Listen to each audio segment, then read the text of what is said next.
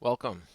In this video, I'm going to show you the installation and use of the Honeywell T-Series thermostat and profile. So along with the profile, you'll get a PDF instruction, and in that instruction, we'll walk you through everything step by step. So the first section is going to be importing the profile into your database. The second set is going to be getting your authorization token. So what you'll do is you'll go ahead and click on this link, follow the link to the website, enter in your username and password info, click login, click allow to allow access to the account. Make sure there's a checkbox next to the thermostats you want to connect to. Click connect. And then you'll be given a authorization code. And this code you're going to want to save to use in a later step. So we'll just leave this window open and come back to it in a little bit. Next, we're going to want to go ahead and place a few profiles into our config to get our thermostats connected.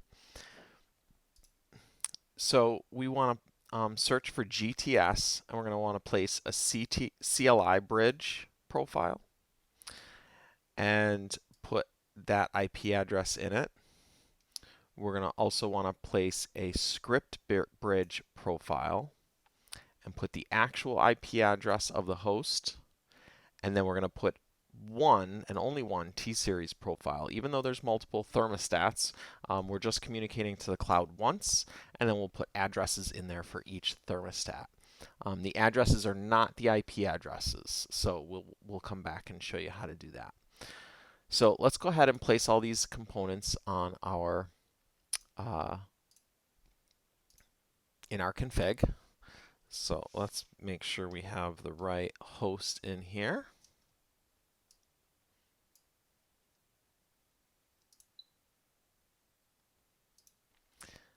And then we're going to search for GTS. Once we type in GTS, we are going to drag in a CLI bridge.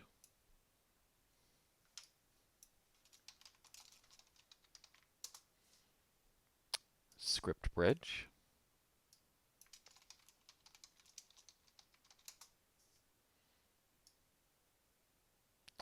Then we're also going to grab our T-Series.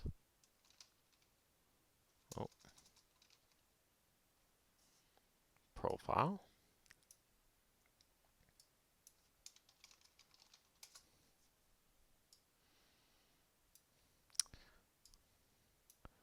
Drag our host out. Put a network switch in here.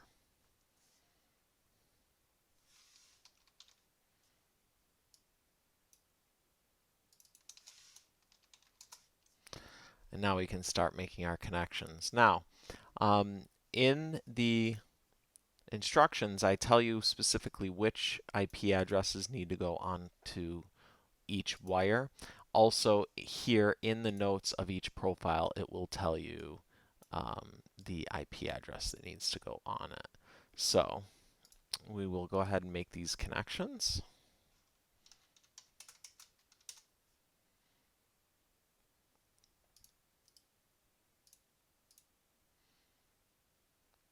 That's the IP address we need for this one.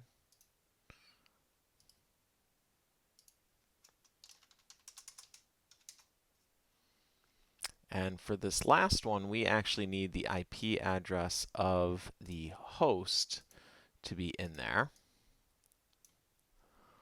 So we're going to open up System Monitor, look at the host that we're going to use, and put in that IP address.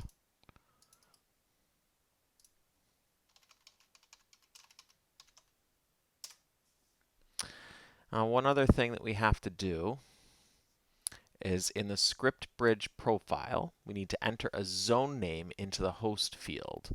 So right here, we're going to double click on this to open it in the inspector.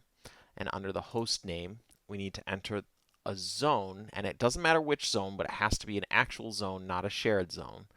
And we enter that zone in here. and that allows it to communicate with the host through that zone.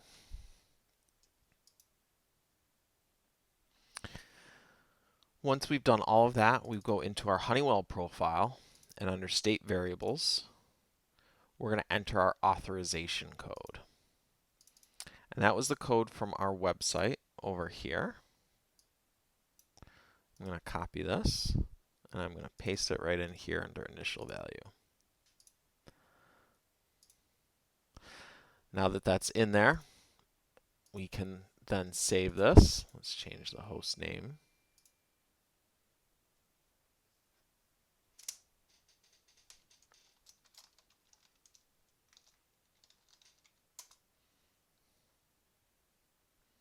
I can generate services.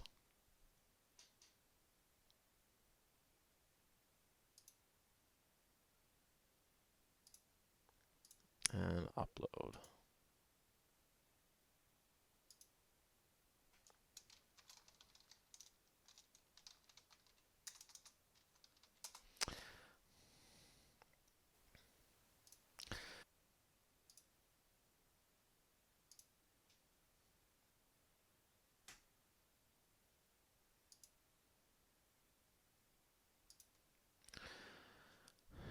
So we've done all these steps. We've entered in the IP address. We've put the authorization code in the state variable. And we've saved and uploaded our config. So now we just have to wait a couple minutes for that host to start communicating with the cloud. And once that happens, we're going to open up System Monitor, and we're going to search for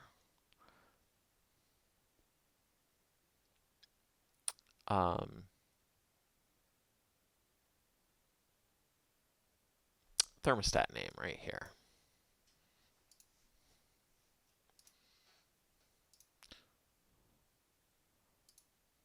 So here's our host. I'll go ahead and double click on it. We'll go to System State, and we're going to type in thermostat name. And that, again, is going to be empty for a little while. We just have to wait for that to show up.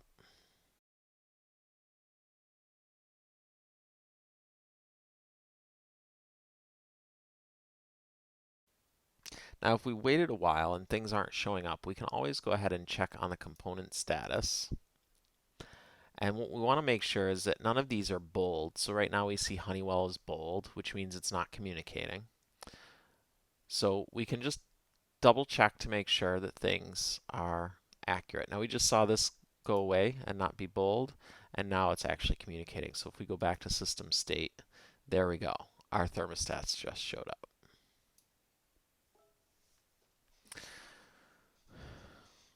So now with these thermostats, what we're looking for is the device ID, which is right here, and the location ID, which is here, and the actual thermostat name.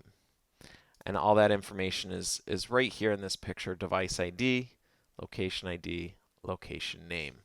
That way it's all on one screen and we can copy and paste that. So I'm going to go ahead and open up Tools, Settings, Thermostats, or HVAC. And I'm going to add these thermostats in. So we have two thermostats. We'll put both of them into the same room. You obviously will want to type this location as the actual thermostat location. So we'll actually type this. This will be guest bedroom. This will be kitchen. They are both going to be thermostats. Address 1 is LCC.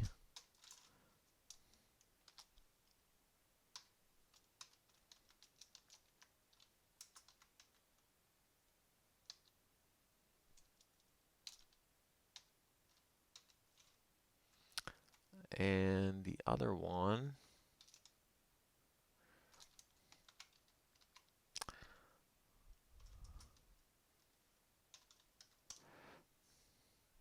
Now, the location ID is always going to be the same for anything in the same household. So 732.131. And I can just copy that and paste that there.